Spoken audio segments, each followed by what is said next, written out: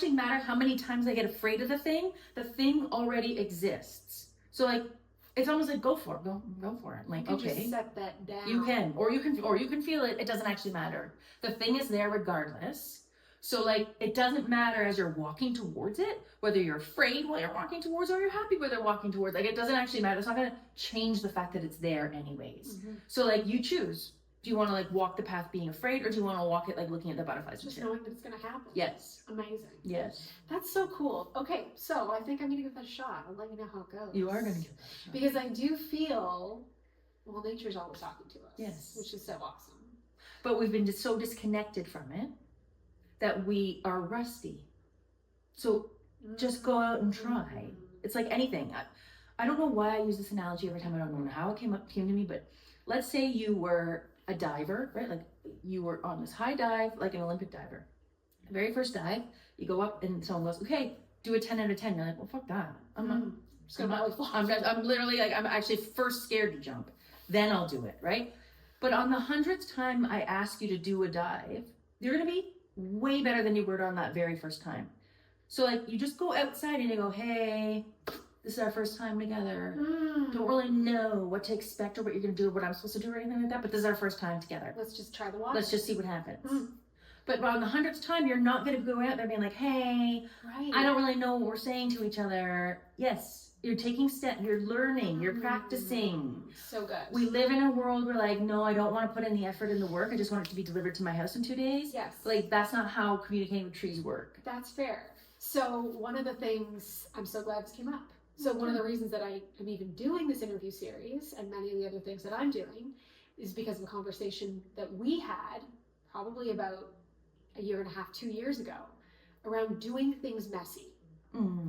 So I think this is really so helpful, especially for highly sensitive women potentially empaths, or people who are perfectionists, former perfectionists, is so often we don't do the 10-meter dive because we don't know how to do it great out the Perfectly. gate. Yep. So we just don't do it. Yep. And that certainly has been true for many times in my life and many experiences. And what a limitation I was putting on for myself. It's not only a limitation, it's a immediate block. You are immediately blocking your own potential. So true. Just by going, I can't do this right. Then you're blocking your potential. And logically, when you sort of allow yourself to step outside of that, of course you can't do it right. Who would ask you to do it right? Naturally, who would ask you? So doing it messy has been part of my sort of embrace of life as transformation.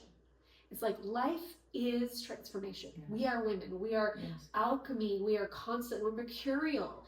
And that energy can't flow if all we do is wait for the time in which we know how to execute that dive perfectly.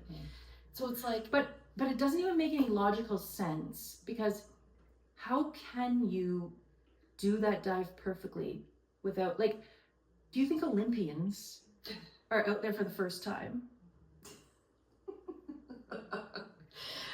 Olympics are the first time. That would be actually amazing to watch. It would be so amazing to watch. I did see a funny thing where it was like, I want to watch the Olympics where, oh no, this was it. I don't want, a celebrity to throw out the first pitch. I want, bases are loaded, and to be like, Danny DeVito, now you're playing. Or it's like, or the other one was, I want to watch an Olympic sport with like swimming with me in lane 6. Just how amazing and how shitty. She's trying the breaststroke. They've been done for 20 minutes. She's struggling, everybody. We're getting the hoop. But this is seriously, that's so accurate. Of like, the Olympians are pretty perfect at it, right? Like, pretty perfect.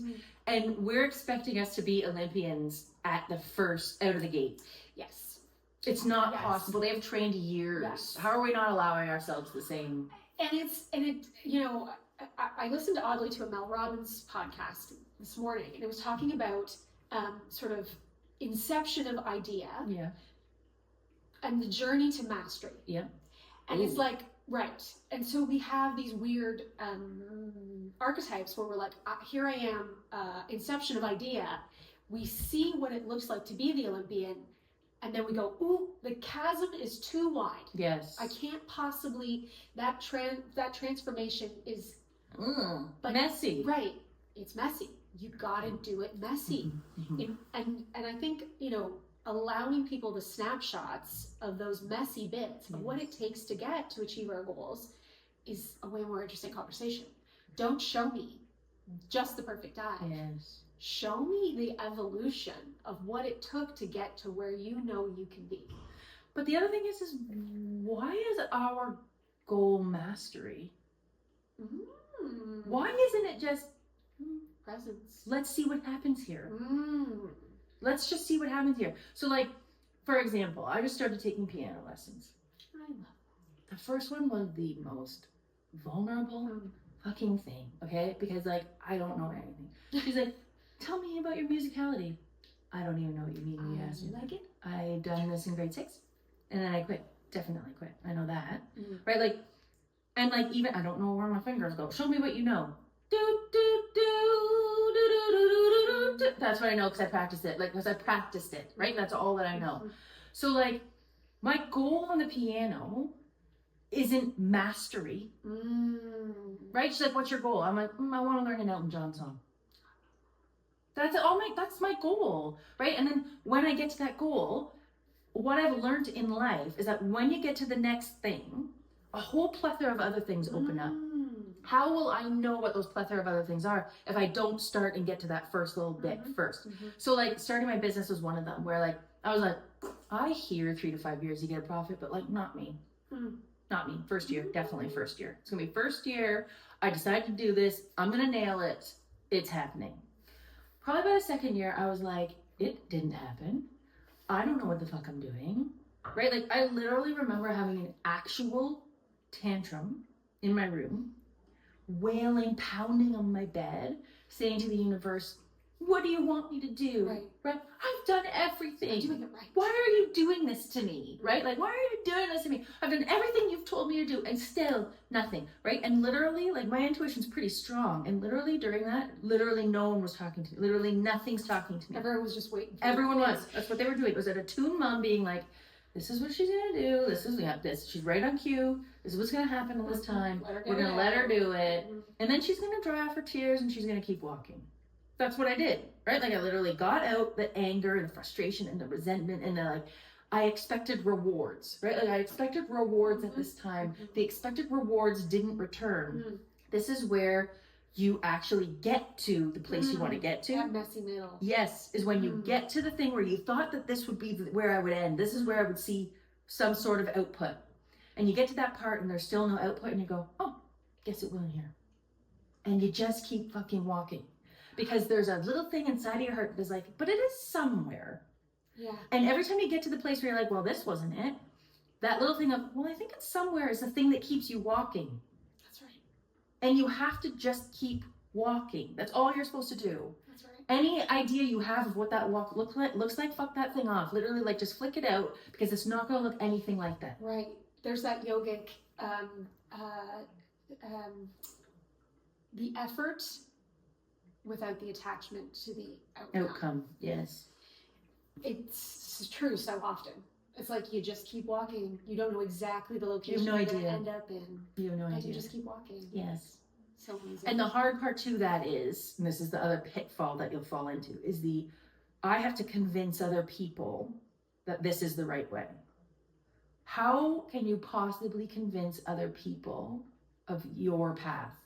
They don't know fuck all about your path, right? So how can you possibly be like, no husband, no mom, this is the right way, guys, just trust me. It's good. That's not your job. Your job is to be like, I'm telling you, this is the right path for me. That's right. Right? That's not your job. If your job is to know this actually is, if they have a hard time with it, that's their job to regulate it. So just coming back to something you said at the beginning, which was, in the beginning, you had a life and a career that looked like the right way to other people. Correct. But you knew was not the right way inside.